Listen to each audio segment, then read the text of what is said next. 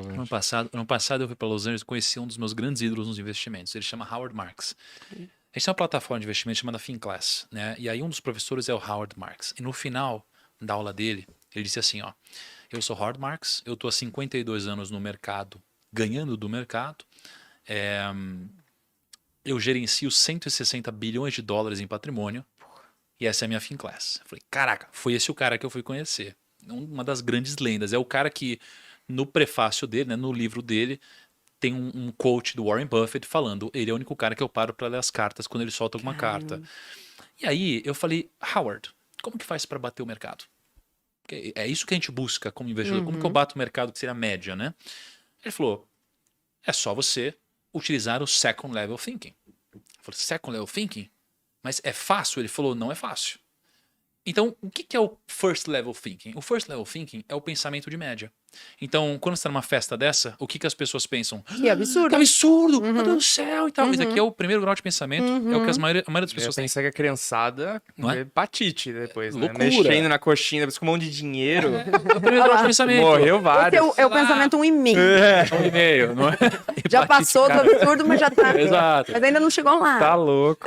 Esse é o primeiro grau de pensamento. Então, assim, a maioria das pessoas pensam igual, elas vão ter resultados iguais. Agora, você foi para um outro grau de pensamento. Você falou assim, ó, olha que coisa. Talvez tenha pensado, que absurdo, ou que legal e tal, mas você pensou, ok, mas o que essa mãe fez para poder chegar até aí? Eu quero ser essa mãe. Porque na minha cabeça é assim, ó, tá, ela foi doida e inconsequente, ok, mas ela pôde ser doida e inconsequente. Tá, se eu conseguir chegar no ponto dela, eu não preciso ser doida e inconsequente, mas eu posso chegar no ponto em que eu poderia fazer isso. Entende? Então, assim, ela administrou mal o recurso, ok, se for comigo eu administro bem, mas como ela chegou no ponto de ter o recurso? Então, assim, isso daí é um dos maiores insights, eu acho, que as pessoas não captam quando estão assistindo a gente aqui. Porque elas estão olhando pra essa história agora, e eu aposto que elas estão pensando assim, ó, nossa, que batalhadora, meu, olha de onde ela veio, ela vendia, nossa, que legal, que legal, que legal. Elas estão pensando isso, provavelmente a maioria. Essa é a cabeça de consumidor. A cabeça de produtor é outro tipo de mente. Então, quando eu ia nos grandes eventos e eu via 1.000 pessoas que tinham pago R$2.000 cada uma, e 1.000 pessoas olhando para os conteúdos que estavam sendo passados e falando, nossa, esse conteúdo animal, eu só pensava assim, esse conteúdo animal, mas como essa pessoa botou 1.000 pessoas pagando R$2.000 nesse evento? É a cabeça de produtor.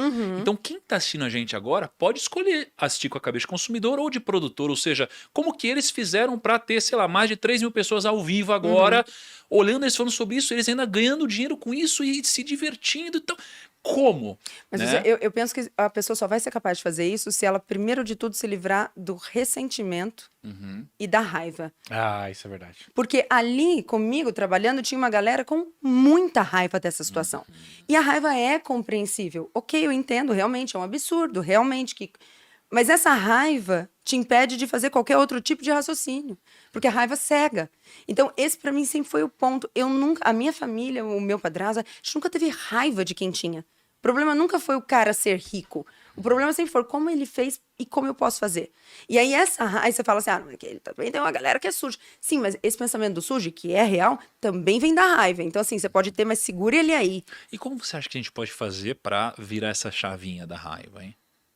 Porque não é uma coisa assim. Mas você falando só, eu suspeito, tá? Eu só suspeito que você fala, meu padrasto é assim e tal. E eu suspeito que também tem a ver com princípios da espiritualidade, que é de você não ter raiva, que é de você amar o próximo, né? De você honrar o próximo. Mas se fosse isso, talvez os outros caras, pelo menos a média dos outros caras também não teria.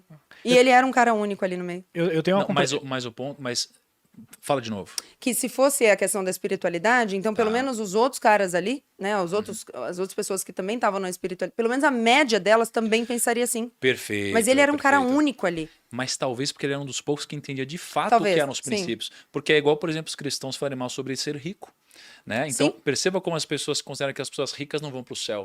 Não é isso que está escrito na palavra. E ainda usam a passagem de Mateus do jovem rico de uma forma completamente equivocada. Totalmente equivocada, sim. Totalmente equivocada. Com um problema grave de tradução na palavra câmelo.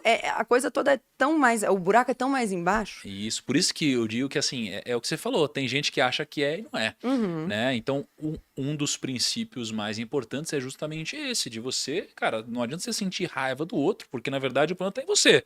Né? Então você precisa amar o outro, né? Ama-te o outro como a si mesmo. Mas, cara, uma coisa que ela falou, quem tem a skill de resolver problema e coisa, cara, não tá ganhando dinheiro porque realmente não quer, cara.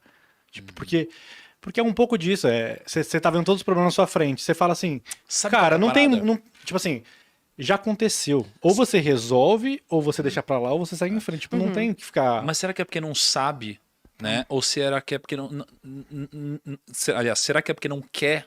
Ou será que é porque você não sabe que pode? Eu acho que você não sabe sabe. que pode, Eu acho que é entendeu? muito um problema de consciência isso. E esse negócio do Então, não é sabe questão que de pode, certeza, cara. também vai num outro ponto que é o seguinte, eu fico pensando que às vezes as pessoas acham que a coisa toda é um pódio de 3 lugares.